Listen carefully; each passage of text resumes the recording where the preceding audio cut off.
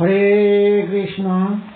কৃষ্ণনগর ঘূর্ণি গাঙ্গুলিপাড়ায় অবস্থিত শ্রীগোপাল মন্দিরে আজ আমরা শ্রীমদ্ ভাগবত গ্রন্থ আস্বাদন করছি শ্রীমদ্ ভাগবত গ্রন্থের বেণুগীতি পঞ্চম পর্ব।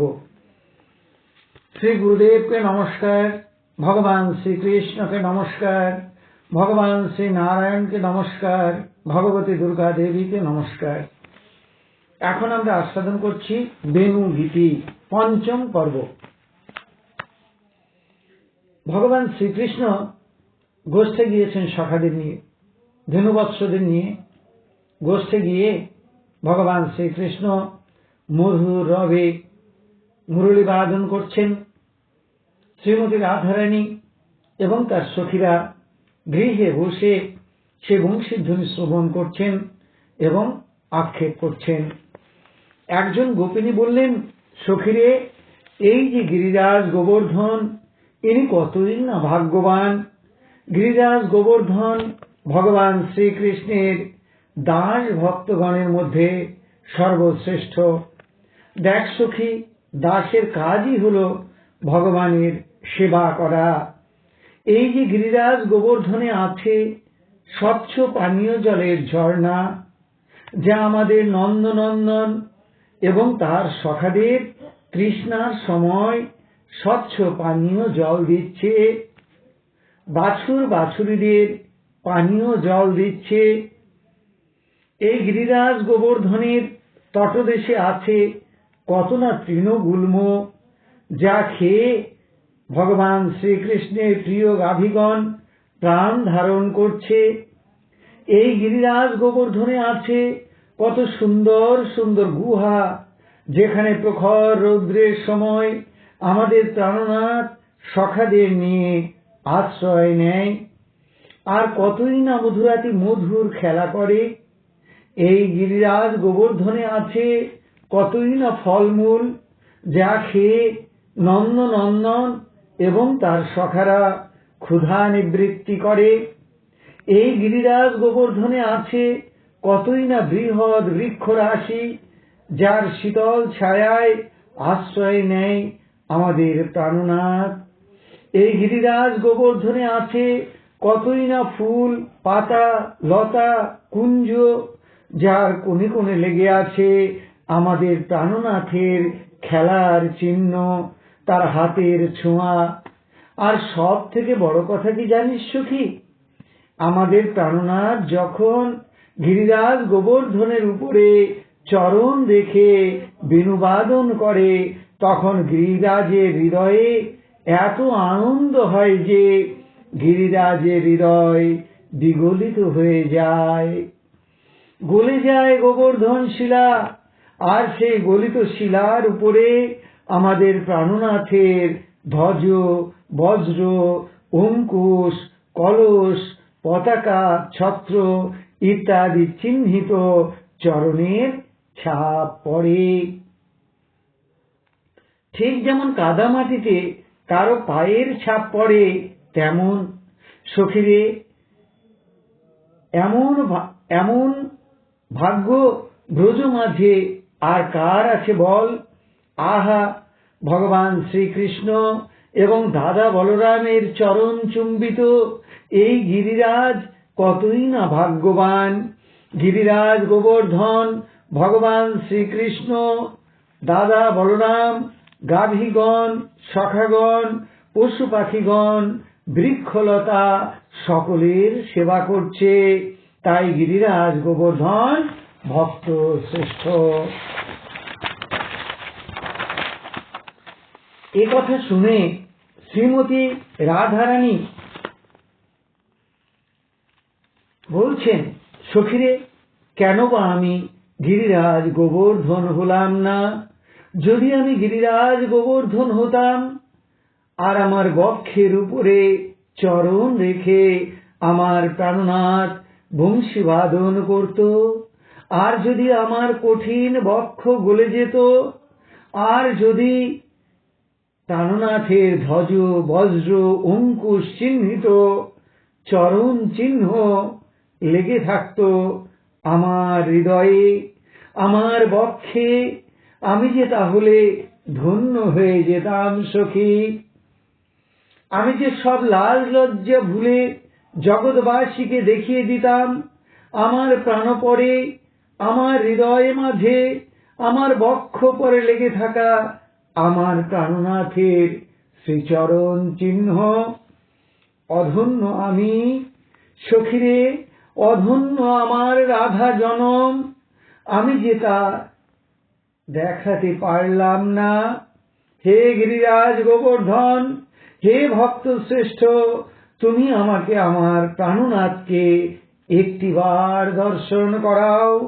হা কৃষ্ণ দেখা দাও, হা কৃষ্ণ দেখা দাও বলে কাঁদতে কাঁদতে ধুলায় লুটিয়ে পড়লেন রাধারানী।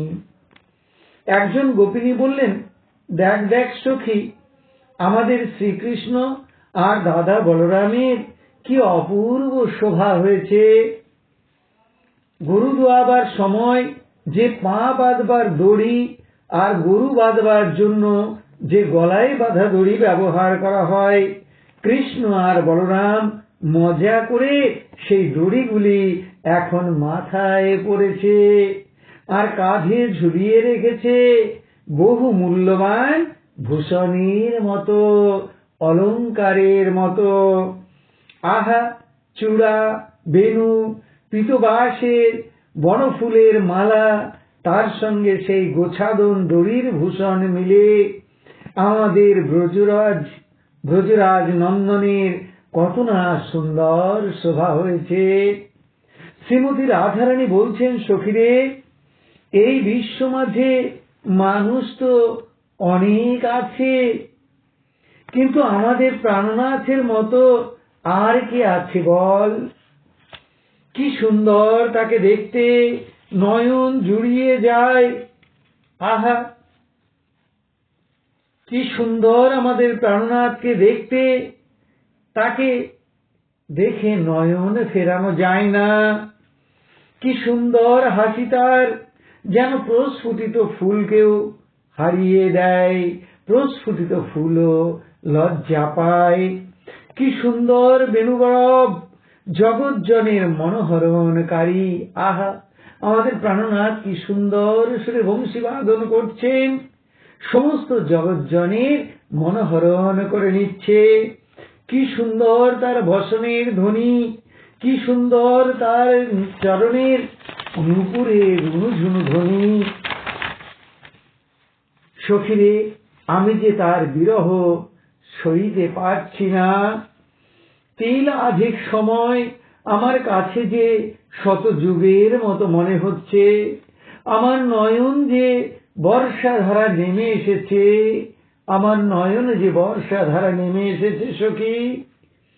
সখীরে, কথা তো কতজনই বলে, কিন্তু এমন কথা বলবার আগে হাসে কয়জনা। সখীরে, কি সুন্দর আমার প্রাণনাথের চলা, যেন নেচে নেচে গোষ্ঠে গমন করছে। সখীরে, তার বংশীধ্বনি শ্রবণ করে যারা সচল জীব, তারা সব যে অচল হয়ে যায়, নিশ্চল হয়ে যায় পাথরের মতো।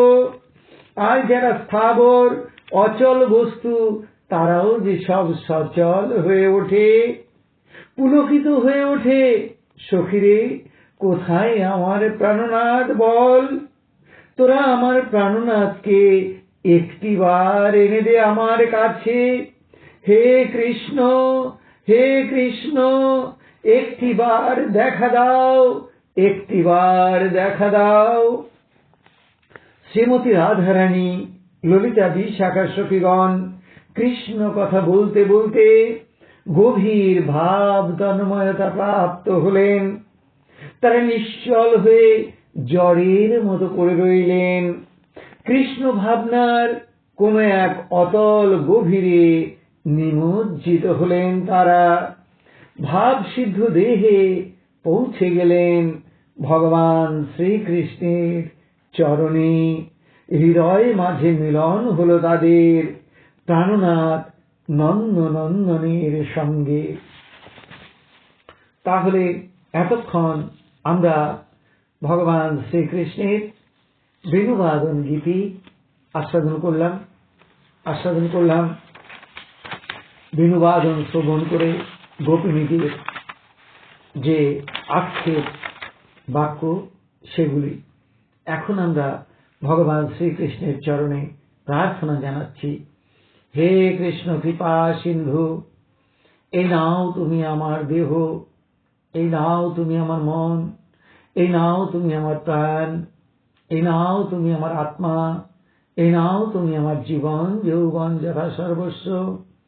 হে কৃষ্ণ কৃপা সিন্ধু, তোমার আতুল চরণে কোটি কোটি নমস্কার। পুনরায় তোমার আতুল চরণে কোটি কোটি নমস্কার। তুমি আমাদের শুদ্ধা ভক্তি দাও, ব্রহ্ম জ্ঞান দাও, সকলের কল্যাণ করো।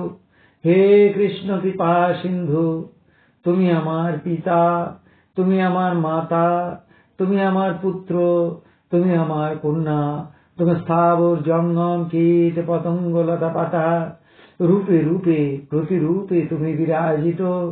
তুমি ব্যতীত এই ত্রিভুবনে আর কেউ নেই। হে কৃষ্ণ কৃপা সিন্ধু, তোমার আতুল চরণে পুনরায় কোটি কোটি নমস্কার। তুমি আমাদের শুদ্ধা ভক্তি দাও, ব্রহ্ম জ্ঞান দাও, সকলের কল্যাণ করো, সকলের মঙ্গল করো। তাহলে এতক্ষণে আমাদের বেণুগীতি আস্বাদন সম্পূর্ণ হল। হরে কৃষ্ণ।